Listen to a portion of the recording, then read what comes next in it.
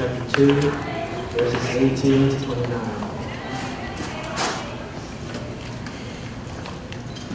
Write to the angel of the church in Thiatiro, the Son of God, the one whose eyes are like a fiery flame and whose feet are like fine bronze, says, I know your works, your love, faithfulness, service, and endurance.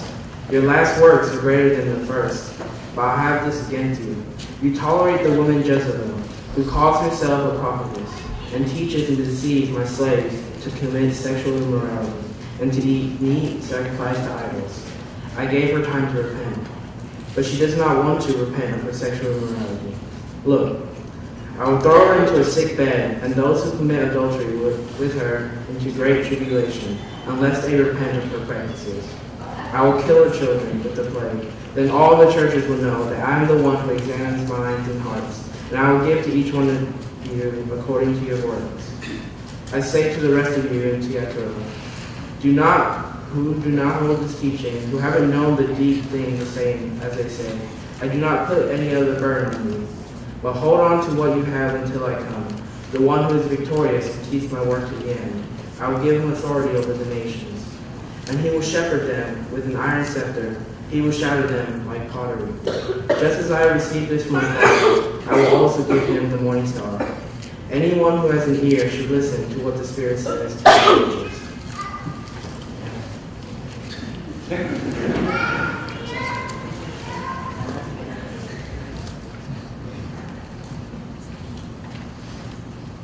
Xin mời Hội Thánh cùng tiếp tục theo dõi lời Chúa trong Khải Huyền đoạn 2 câu 18 đến câu 29 trong phần Kinh Thánh tiếng Việt. Ngươi cũng hãy viết thơ cho thiên sứ của Hội Thánh Thiatiro rằng: Này lời phán của con Đức Chúa Trời là đấng mắt như ngọn lửa và chớp như đồng sáng. Ta biết công việc ngươi, lòng thương yêu ngươi, đức tin ngươi, sự hầu việc trung tín ngươi, lòng nhịn nhục ngươi và công việc sau rốt ngươi còn nhiều hơn công việc ban đầu nữa. Nhưng điều ta trách ngươi ấy là ngươi còn dung cho Jezebel là người nữ xưng mình là tiên tri, dạy dỗ và phỉnh phờ tôi tớ ta, đặng rủ chúng nó phạm tội tà dâm, ăn thịt cúng thần tượng. Ta đã cho nó thì giờ để ăn năn mà nó không muốn ăn năn, đều tà dâm nó. Này, ta sẽ quăng nó trên nhiều đau đớn, phàm kẻ nào phạm tội tà dâm với nó mà không ăn năn việc làm của nó, thì ta cũng quăng nó vào tai nạn lớn. Ta sẽ đánh chết con cái nó, và mọi hội thánh sẽ rõ ta là đấng dò biết lòng dạ loài người, và ta sẽ tùy công việc của mỗi người trong các ngươi mà báo lại. Nhưng với các ngươi là kẻ khác ở tại Thiatiro, chưa từng nhận lấy đạo đó và chưa từng biết điều sâu hiểm của quỷ Satan, như chúng nó vẫn nói, thì ta phán dạy rằng ta không gán cho các ngươi gánh nặng khác, chỉ các ngươi khá bền giữ những điều mình đã có cho tới chừng ta đến. Kẻ nào thắng và giữ các việc của ta đến cuối cùng, ta sẽ ban cho quyền trị các nước. Kẻ đó sẽ cai trị bằng một cây gậy sắt và sẽ phá tan các nước như đồ gốm, khác nào chúng ta đã nhận quyền cai trị đó nơi cha ta. Ta sẽ cho kẻ ấy ngôi sao mai. Ai có tai hãy nghe lời Đức Thánh Linh phán cùng các hội thánh. Xin mời thánh chúng ta cùng đọc chung phần câu Kinh Thánh ghi nhớ có in trong chương trình vào trên screen ở đây 2 lần. Ta biết công việc ngươi, lòng thương yêu ngươi, đức tin ngươi, sự hầu việc trung tín ngươi, lòng nhịn nhục ngươi và công việc sau đó ngươi còn nhiều hơn công việc ta làm nữa. Một lần nữa.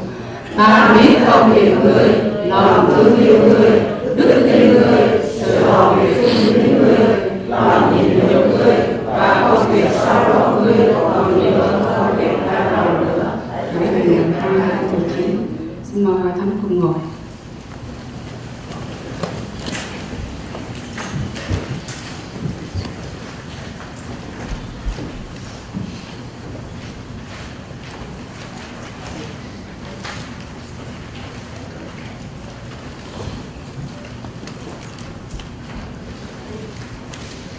Kính thưa tất cả quý bạn chị em.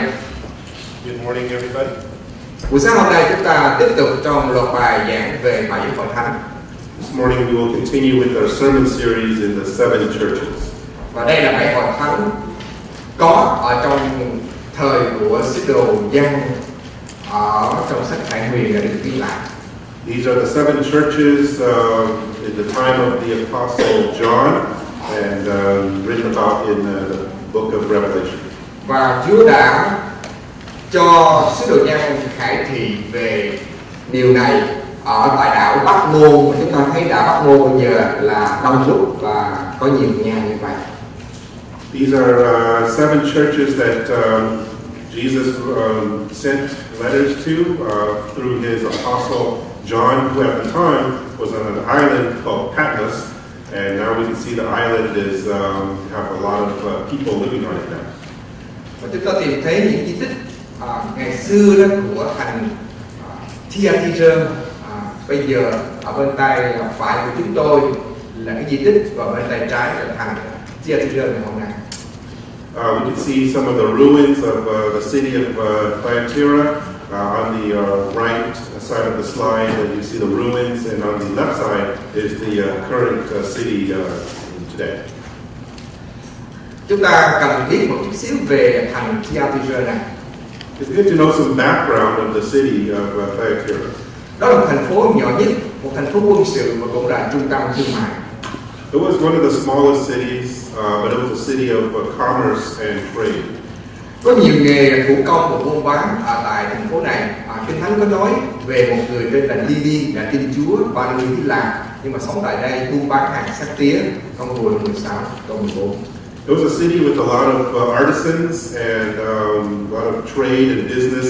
The Bible records of a lady named Lydia, who was a Christian convert and did a lot of business, and she was from Thiatiro. You read that in Acts 16:14. Cái điều đặc biệt về thành phố này là có nhiều nghiệp đoàn ở tại đây, và các nghiệp đoàn có một ông tổ vị thần hộ mệnh của Thiatiro. Và một cái vấn đề xảy ra là họ xem như là một vị thần đại diện cho cái thành phố mình, mà vị thần đó tên là Apollo. One thing about the city is also that they had a lot of trade guilds, and one of the bigger ones had as its patron the god Apollo, and they were very proud of this, the fact that they had Apollo as the representative of their city. Các buổi tiệc của những nghiệp đoàn này thường được tổ chức trong một đền thờ, và những người tham dự sẽ được chung dự với vị thần này, và những cơ hội như thế thường kết thúc trong sự rất là trụy lạc. So the trade guilds, they often had celebrations and parties in the temple dedicated to Apollo. Bất cứ nơi nào có những nghiệp đoàn này thì nơi đó có thờ thần tượng và sự vua luôn ở tại đó, mà đó cũng là hai kẻ thù lớn nhất của hội thánh đầu tiên. So the trade guilds had these parties, and they were often any city that had these trade guilds often had a representative god associated with them, and this caused a lot of problems for the early church. Và thành phố Thiatiro tự hào về đền thờ đặc biệt thờ Apollo, thần mặt trời, và điều này đã giải thích lý do chính Chúa Giêsu đã tự giới thiệu Ngài chính là con Đức Chúa Trời. So the city was proud, especially to have Apollo as their god, and Apollo was at the time considered the sun god. Sứ đồ Giăng được Chúa cho khải tượng được viết lá thư này gửi đến hội thánh, chuyển giao sứ điệp cảnh cáo và đón phạt một cách nghiêm khắc cho hội thánh này, và giải thích sự mô tả về mắt của Đức Chúa Giêsu như thế nào. So the Apostle John had Jesus explained and why Jesus is called the Son of God, and why this is important to Jesus of the city there. Khi chúng ta nhìn thấy cái hình của thần Apollo thì đây là một vị thần. Here's a depiction of the god Apollo. Và chúng ta cần biết rằng tên của vị thần này cũng bắt đầu từ cái thế vận hội Olympus ngày hôm nay cũng đến từ cái tên. So the name of Olympus is also kind of a derivative of the name Apollo. Bởi vì vị thần này cũng thích hát, cũng thích thể thao, cũng rất đẹp trai. He was considered very beautiful, and he liked to sing, make music, as well as play sports. Nhưng mà khi Kinh Thánh mô tả về các vị thần mà người Hy Lạp thờ đó là thần không thấy, có mắt mà không thấy, có tai mà không nghe. But when God thinks of the idols of the Greek world at this time, they were like statues. They had eyes, but they couldn't see, ears, but they couldn't hear. Cho là chúng ta phải biết về cái thực trạng, tình trạng của 7 hội thánh ở trong khải huyền như thế nào. Thì đây là tóm lược. Hội thánh Epheso thì bỏ lòng tín mến ban đầu. Hội thánh Smyrna chịu khổ, bẹt găm cần ăn năn tội. Thiatiro dung túng giáo sư giả, Sade ngủ mê, Philadelphia kiên trì và Laodice là hầm hầm. We can see on this slide the characteristics of the 7 churches that the letters went to in the book of Revelation. Ephesus had forsaken its first love. Smyrna had suffered persecution. Pergamum needed to repent. Thyatira had a false prophetess. Sardis had fallen asleep. Philadelphia had endured patiently, and Laodicea was lukewarm in their faith. Như vậy tình trạng là như thế. Bây giờ lời kêu gọi là như thế nào? Lời kêu gọi dành cho mỗi hội thánh. Epheso thì phải trở lại mối tình đầu dành cho Chúa, tình yêu ban đầu. Smyrna thì cần phải giữ lòng trung tín, và bẹt găm thì đừng có thỏa hiệp. Tuần trọng anh chị em đã học điều này trong suy khánh. Và hôm nay là đừng dung túng sự vô luân hay là những tiên tri giả. Sade là hãy tỉnh thức, Philadelphia là hãy kiên trì trong đức tin, và Laodice là đừng hăm hầm nữa. So along with the 7 characteristics of the churches, there were also 7 things that God had called them to do. For Ephesus, it was to return to their first love. For Smyrna, it was to have a faithful heart. For Pergamum, it was do not compromise. For Thyatira, it was do not tolerate immorality.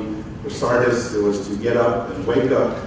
Philadelphia is to persist in faith, and Laodicea do not be lukewarm. Bây giờ chúng ta để có những điều ở trong lá thư này. Thứ nhất là người